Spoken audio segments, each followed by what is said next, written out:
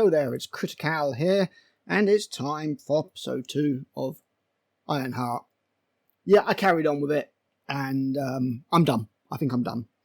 So, just as a recap, Riri Williams was helping fellow students cheat by selling them completed courseworks and exams and a force field for some reason to help finance the building of an Iron Man suit or an Ironheart suit, because the money she had from the grant and the fellowship, the Stark Fellowship, because that Stark bloke was always quite short on money, wasn't enough.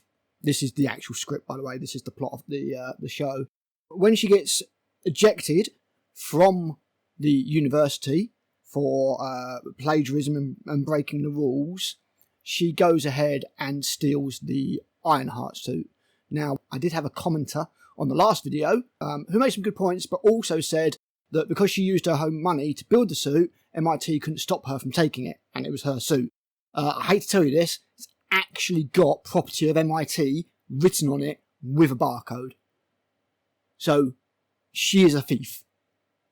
It makes no difference. And besides, she signed a contract or some kind of terms and conditions regarding the university fellowship and all that kind of stuff, then she almost certainly would have had to sign over any proprietary designs or inventions as part of that. These universities and the government and these institutions expect a return on their investment. That's why they're giving them the money in the first place. It's not a charity. So she steals the suit, hooks up with a criminal organisation, and then makes an AI by attaching electrodes to her head, accidentally thinking of her dead best friend, and that's where we are now.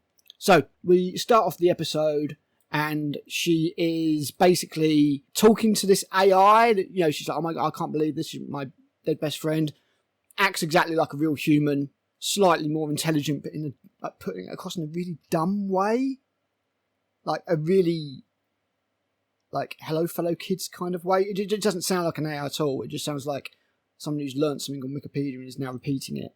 So she's sort of not happy with this AI. Although the AI it's pretty personable, it's her best friend, you think she'd be kind of overjoyed, but no. Then she gets a message that there's a team meeting with the team of completely inept, diverse criminals that she's hooked up with. And what they're going to do is there is a super high-tech, and I mean super high-tech, this stuff looks practically Wakandan, tunnel underneath Chicago that is a transport method for cars to beat the traffic, as it were. So I suppose it's like a super highway underneath the ground, and if you want to get somewhere further away than the local destination, this tunnel will get you there real quick. They're going to infiltrate and blackmail this installation, because apparently it's not good for the local community. I don't know. It's just owned by Whitey, so that's absolutely fine. A white woman. And they're talking about it all and discussing the plan, as it were, which involves the drag super hacker with massively long nails. We'll get to that in a bit. And the only thing that we can give a shit about is, when do we get paid? When do we get paid? Where's the money? Where's the money you were talking about? Do I get a deposit?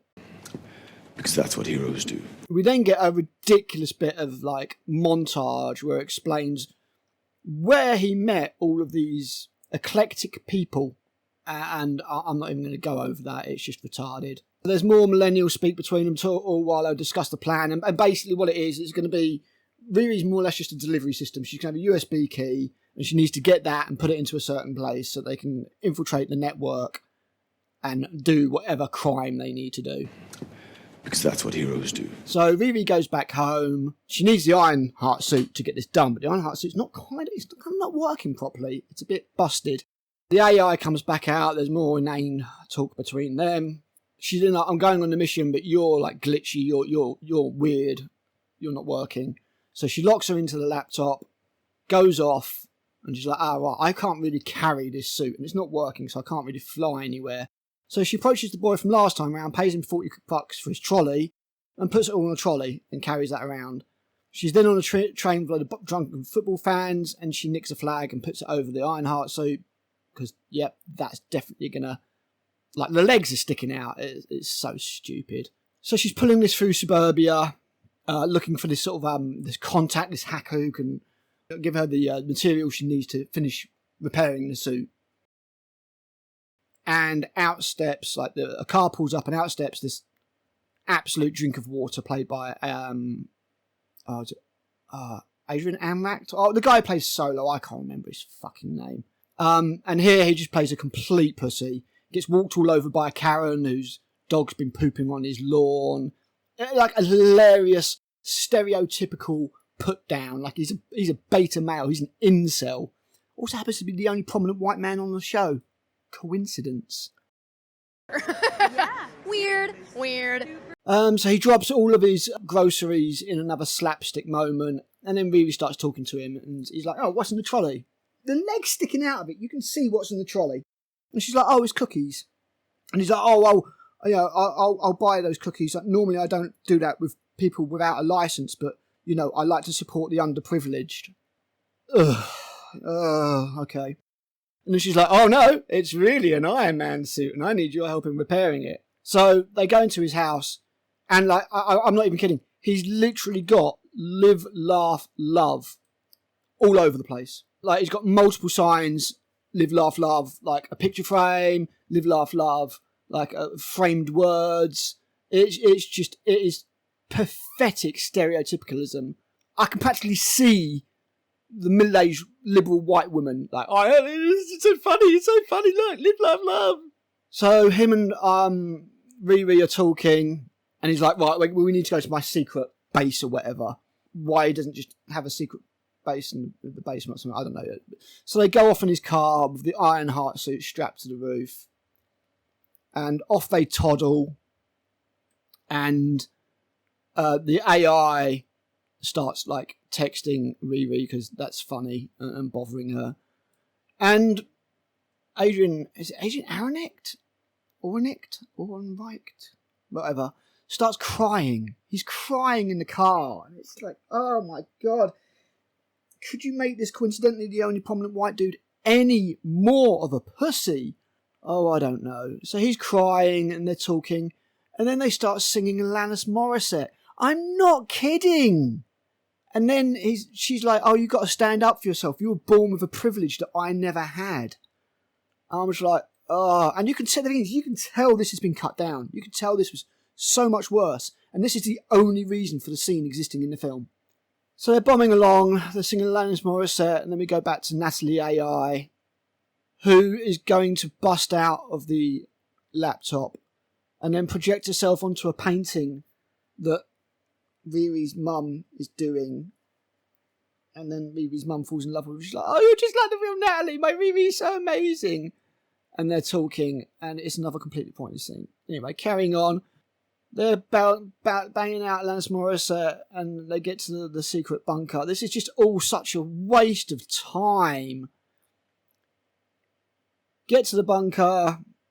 It's all super advanced and super high tech down there, and this character, Ezekiel, is just like, he's got live, laugh, love stuff down in the bunkers as well, underneath loads of weapons. There's loads more stupid, inane, bollocks script. And then basically, Riri blackmails him. Flat out blackmails him. Because that's what heroes do. He's got this whole thing where he doesn't like to touch things. He's like, "Oh, I might get my fingerprints on it. Wind might blow hair follicles into stuff." But he's not wearing gloves or anything. He's just touching everything anyway. His fingerprints are absolutely everywhere. On the car, on the handle of the door, on the table that he's leaning on. So yeah, she blackmails him a bit, gets the Ironheart suit back up and repaired, and then flies off to her mission. The criminal gang break into the facility and incapacitate all the guards. One of them is a knife man, and he knives into a dude's neck. So that dude's fucking dead. So well done, Riri. You're now an accessory to murder. That's what heroes do. Jolly good. So they've taken out all these dudes, and the butch lesbian couple or whatever the hell they're meant to be. I just don't know. I just don't know. Apparently they're doing illegal street fights, and that's how the hood found them. They take out all the guards and everything. The guards have absolutely no chance. The drag queen sashays her way in because she's so fabulous, and starts doing her hacking things with her improbably long nails. I'm sorry, love. You can't type that. Riri's flying through the tunnel with the USB key to do what she needs to do, and the AI pops up, scares the shit out of her, and she drops the USB key. This genius doesn't think to put the USB key in like a compartment of the suit or something to keep it safe. No, she's just holding it so she can drop it down a drain that she happens to be flying over at that precise moment in time. People wrote this, and people were paid for writing this. So the whole plan, oh no, it's not going to work. It's all going to, oh my God, the criminals are going to be caught. Chance to be a fine thing. The AI's got an idea, which is an incredibly convoluted idea that involves Riri hacking into the system a different way. And then when she hacks in through a car or through the platform that moves the cars about, the drag queen has to hit it within like 0.2 seconds and put a code in or something. It's contrived bullshit, which, is, it's been used in other films, but here it just stands out so much more because there's nothing else in the script to make this even slightly worth thinking about, or kind of like just caring. You don't care about any of these people at all. I apologise if you can hear the fan, by the way, but it's like over 30 degrees here in the UK, Celsius. We ain't used to that, and we haven't got air conditioning, so the fan's staying on. And we'll get to the fan later. Wind power indeed. Riri's about to be squashed flat by a car, but the drag queen just manages to put the code in time with her incredibly long nails. Yay! So the tunnel system shuts down and they stop. And all of this has been so that the Hood can teleport into the car of the CEO and blackmail her to give the crime gang jobs so that they get lots of money. So all of it was to get to the CEO, happened to be in the tunnel. That they knew that the CEO would be. They just said they were going to get into the tunnel. I mean, you couldn't get to her any other time. You've arranged to get to her probably why don't you just teleport into her fucking house? You hackers. You couldn't hack into a system to find her when she'd be on her own. If the Hood can teleport anywhere, you couldn't just ambush her in the bog or something? Oh, God. So she's like forced to sign this contract under duress. So the contract is null and void. Again, people were paid for writing this. Paid! I've been paid for my writing, but I'm not writing fucking Marvel shows. Drag queen is still fabulous. Gang walks out. They didn't hurt the female attendant who was there, but all the male security guards are groaning and moaning. And I'm pretty sure one of them's dead. They're all moving about, but one of them literally had knives thrown into his neck. Ironheart escapes, lands, AA comes up, and they're literally like, bruh, bruh, bruh. And the security guard comes up and points his gun at Riri. The only part of her exposed is her face. And she's like, oh, Natalie, please put the helmet down. Please put the helmet down. Please put the helmet down. I'm not going to fly off or anything, because I could. But please put the helmet down. Please put the helmet down. And the AI is like, nope. Glitches out. And she's like, oh, man, I'm screwed. And then before the security guard can fire, the Hood turns up, fires, and shoots the security guard. Although it's just in the shoulder or whatever, so he just falls down to it. He couldn't possibly fire his gun. And then she's like, I'm not cool with this. Like, loads of people got killed. He's like, no, it'll be fine. Like, there's all the guards will be fine. Even that guy with knives in his neck. And then they go back, and even though they were like, oh, what are you going to do in the morning? I'm going to improve the life of the people around me. I'm going to improve the life of the people around me. No, they're just partying. Oh, we got loads of money for being criminals. Yay, really, you're an accessory to being a criminal. You're an accessory to, at the very least, assault with intent. Because that's what heroes do. Blackmail. Because that's what heroes do. Cybernetic industrial espionage. Because that's what heroes do. Sabotage. Because that's what heroes do. Good work, Gil. She don't care because she got paid. So there's loads more inane bollocks talking between them all, these diverse people. And you got this one, I can't remember what her name was now, but she's got like a red jewel in one of her teeth. No, other teeth are gold. What? No. So they're all partying and drinking champagne, and the Hood's like, yeah, I mean, the guy who plays the Hood, he's actually not a bad actor, I have to say. He's genuinely not bad. And the rest of them are awful. Absolutely awful. Like, they have been picked for one reason, and one reason only. The drag queen cannot act to save their lives. And I mean it. I like awful. Awful. The only reason that they're there at all in any way whatsoever is just so they can be camp. basically. And like mints and I'm fabulous. They're all partying and stuff, and like, yeah, we got money. And the Hood's like, yeah, go out, enjoy it. Don't worry about your communities. Just, enjoy the money. Riri walks out, and there's probably going to be footage from Robocop Rogue City here because you should see what a real hero in a suit looks like. But Riri walks out and calls down her Ironheart suit. Now, I want to talk about this real quickly. The whole reason she built the AI was so that she could work the Ironheart suit, because without an AI, it just seemed to fall apart when the MIT AI left. She then builds the AI and leaves the AI in the computer, so there's no AI in the Ironheart suit, but it works perfectly anyway. She just flies about. Okay. Anyway, so she calls down the Ironheart suit, presumably with the Natalie AI in it, because it was in it when she was getting threatened by the cop earlier. And the Ironheart suit comes down, and she said like, it's wind powered and solar powered.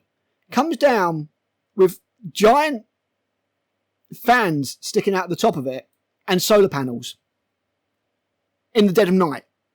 Yep.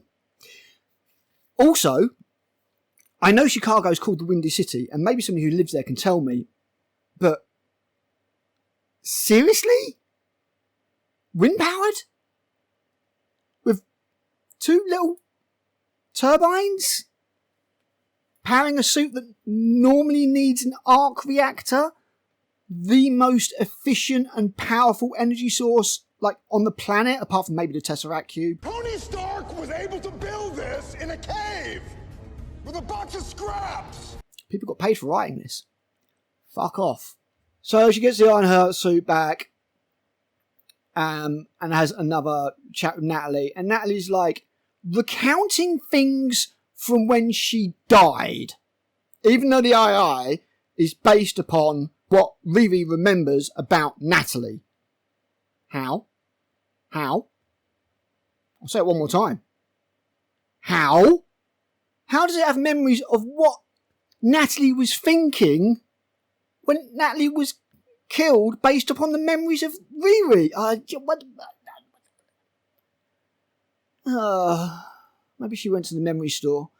So they're talking about that, and then they go to a party with her supposed boyfriend, I guess. I don't even know if we've got his name yet, but he's the, I hear black people. Although apparently he might be saying, hi, black people. I don't know. Listen to it yourself. Hey, black people. Hey, black people. So, yep, she's committed all this crime. No real guilt. Goes out, parties with the money. Because that's what heroes do. Heroes do. Heroes do. Because that's what heroes do. Then we cut back to the Hood, and we can see the Hood's like in trouble. He's got these tattoos over his back. He's got these weird marks all over his back. He's clearly signed some kind of pact to give him these powers with the Hood. The Hood's influencing him in some way, and he's talking to another dude. Then we go back to Riri, and she's at home, and she's talking to her mum, and her mum's like, oh, you're so amazing. I met Natalie. She's brilliant. Oh, you're so amazing. And then in one final fuck you, we cut to... This is like, I remember Benedict Cumberbatch's name, but it's like when people try and remember Benedict Cumberbatch's name and they're like, Beneficent Cucumber? I can't... Aaron Eldenreich. Adrian... Yeah. And he's dumping all of his live, laugh, love things because Riri's changed him. Riri showed him how to be a man because Riri's amazing. It's like the Michael Burnham effect where Michael Burnham just immediately makes everybody around her better. It's like that. I am Jesus! I am Jesus! So he's dumping all the live, laugh bollocks into the garbage. And then he walks into doggy poo. And then he's like, oh, I've had enough of this. Goes get some shears. Goes over to the lady's garden and starts cutting the flowers. Because the reason she said she didn't want the dog to poop in her yard was because it would kill the flowers. So he's like, aha, I will cut these flowers away. And then the very last shot is him with one of the flowers in his mouth like a dog. And that's it. That's your show. Oh, God. I think I'm done. I mean, if this video does all right and I get comments, like I could be persuaded to watch the third one. So if you want to know what I think of the third one, let me know, because, I mean, you know, I've got Robocop on, I don't care. I'm having fun while this shit's playing in the background. And then I'll sort of revisit bits of it if I need to check details. But if you want me to watch the third one, I will. I'll put it that way. You know, I appreciate my my loyal subscribers and anybody who watches the video. So yeah, if you want my thoughts on the third one, ask, and I will comply. But I think other than that, I think I'm done. This is awful. It's awful. I can see why Marvel wanted to bury it, and no matter what they would have incurred by doing it, I think they should have, because this is a laughable parody of a failure on top of failures that they can't afford at the moment. Fantastic Four is likely not going to light up the box office. I don't think anybody cares about the Fantastic Four. Comic book fans have largely been driven away. You've also lost the normie audience. I don't see Fantastic Four doing well. And then this is it. I mean, I think Marvel is in big trouble. And I know this is a holdback from 4 or 5 years ago or whatever. It's been, sitting on the shelves, and they were hoping they could get away with not releasing it. But this is bad. This makes Marvel look like an absolute joke. I can't believe Ryan Coogler allowed for his name to be associated with this. I get the feeling that a lot of the race-baity stuff has actually been cut out of it while they try and salvage something. But it's just horrible. Riri is horrible. It's like Riri the Reprehensible. She's not a good character. She's not a... I mean, I'm not black. Maybe that's something to do with it. Maybe she is an icon for young black people, but she is just like a criminal. There's no two ways about it. She stole the suit, no matter what it says. She then said she wanted a lab where she could steal stuff and nobody would notice. She then hooks up with a load of criminals. She's then an accessory to what they do, which is like a grievous assault. I'm still sure that guy with the knives is dead. Let me know what you think. Yeah. There's no reason to watch this. The intrigue that I had, I'm kind of like, yeah, I'd have to care about the characters. And although the actor who plays the Hood is pretty good, I don't care. I just don't care.